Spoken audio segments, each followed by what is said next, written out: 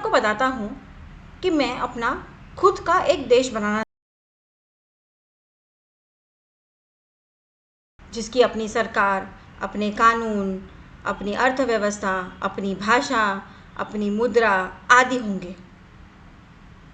आपने शायद कभी नहीं सुना होगा कि हम ज़मीन का एक टुकड़ा खरीद सकते हैं और उस पर अपना देश बना सकते हैं। मैं आपको बता दूं, ये संभव है। उदाहरण के लिए, मैं सरकार से भारत में ज़मीन का एक टुकड़ा खरीदता हूँ और इसे भारत से अलग देश में बनाता हूँ, जिसकी अपनी सरकार, मुद्रा, भाषा आदि है। क्या आपको लगता है ये संभव है? आप सोचेंगे कि ये संभव नहीं है, लेकिन नहीं, ये अमेरिका में संभव है। हैरान है? मैं समझाता हूँ। रैंडी विलियम्स, जिन्हें आर डब के नाम से जाना जाता है, ये एक पेशेवर रेडियो जॉकी है। वह देर रात स्लो जैम बजाते हैं, जो नरम, लयबद्ध, भावात्मक और रोमांटिक गाने होते हैं।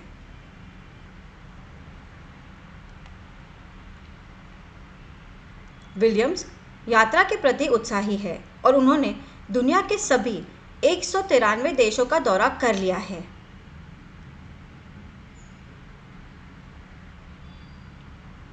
विलियम्स को अपनी सूची में एक और 194वां देश जोड़ना था। तभी उन्होंने अपना खुद का देश बनाने का फैसला किया।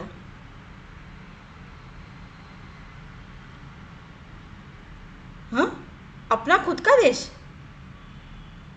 विलियम्स ने कैलिफोर्निया के रेगिस्तान में $19,000 में ज़मीन खरीदी, जो मोटे तौर पर भारतीय मूल में 15 लाख रुपए से 16 लाख रुपए होगी।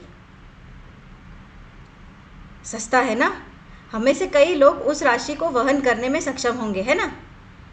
उसने जो ज़मीन खरीदी, उसका आकार करीब 11.5 एकड़ था। उसने अपने देश को अमेरिका से अलग करने वाली सीमा अन्य देशों जैसे भारत, पाकिस्तान, भारत, चीन आदि के समान बनाई। उनके नवस्थापित देश का नाम स्लो जामिस्तान उनके रेडियो शो के नाम पर रखा गया।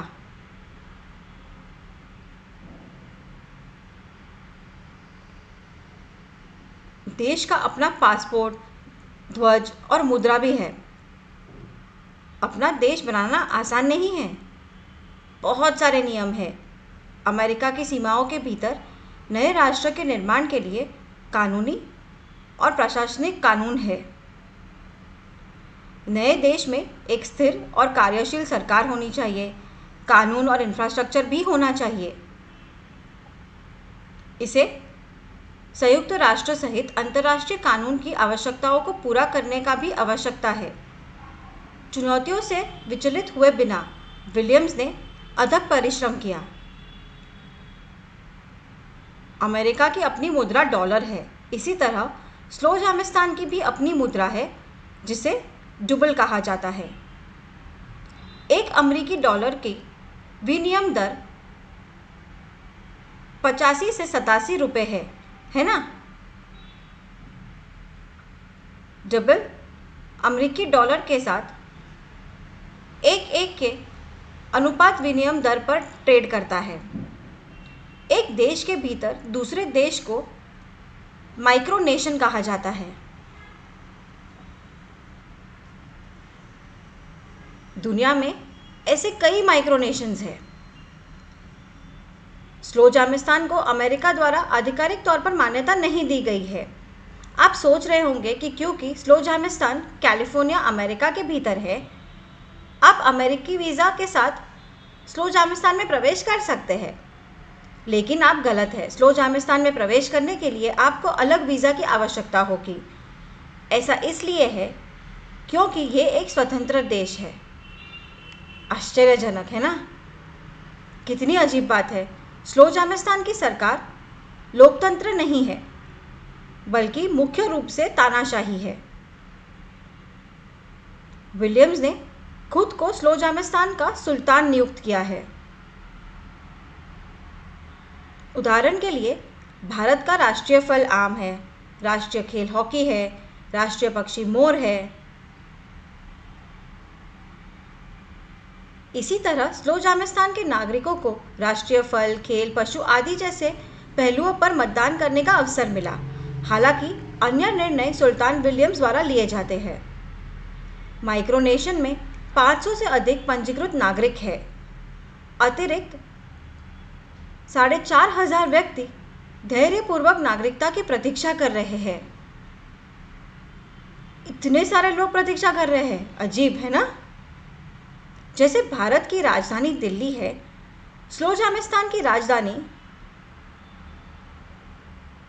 डुब्लान्डिया है। विलियम्स एक नदी, एक मंगोली बारबेक्यू रेस्टोरेंट और कई अन्य परियोजनाएं बनाने की योजना बना रहे हैं। वह अब पर्यटकों को प्रवेश की अनुमति दे रहे हैं ताकि वे रोमांचक परियोजना के लिए धन जुटा सके। विलियम्स व्यक्तियों के साथ साथ सरकार के लिए बहुत सारे इंफ्रास्ट्रक्चर का निर्माण करने की योजना बना रहे हैं। क्या अजीब योजना है।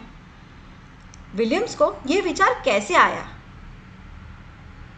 अपने अन्वेषण के दौरान विलियम्स ने मोलोसिया गणराज्य की यात्रा की, जो अमेरिका के नेवाडा में एक माइक्रोनेशन है। मोलोसिया गणराज्य ने 1998 में अमेरिका से स्वतंत्रता की घोषणा की थी। मोलोसिया गणराज्य की अपनी मुद्रा, अपना पासपोर्ट आदि है, जो अमेरिका के समान नहीं है। विलियम्स ने इस माइक्रोनेशन के पेचीदा पहलू देखे और उसे बहुत रोमांचक लगे।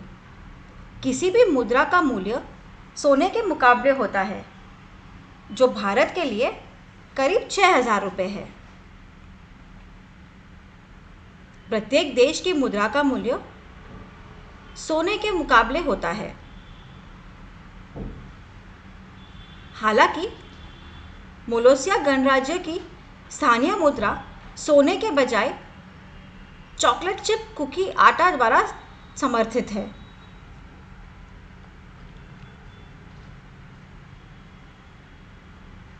आश्चर्यजनक है ना।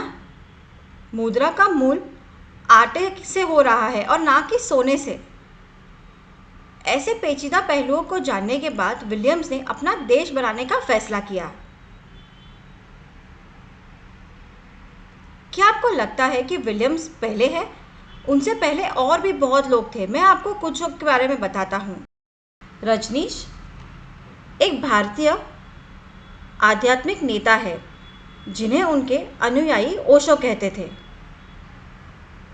रजनीशपुरम नाम का एक माइक्रोनेशन का गठन उनके अनुयायियों द्वारा अमेरिका के ओरेगॉन में 64,000 एकड़ भूमि पर किया गया था।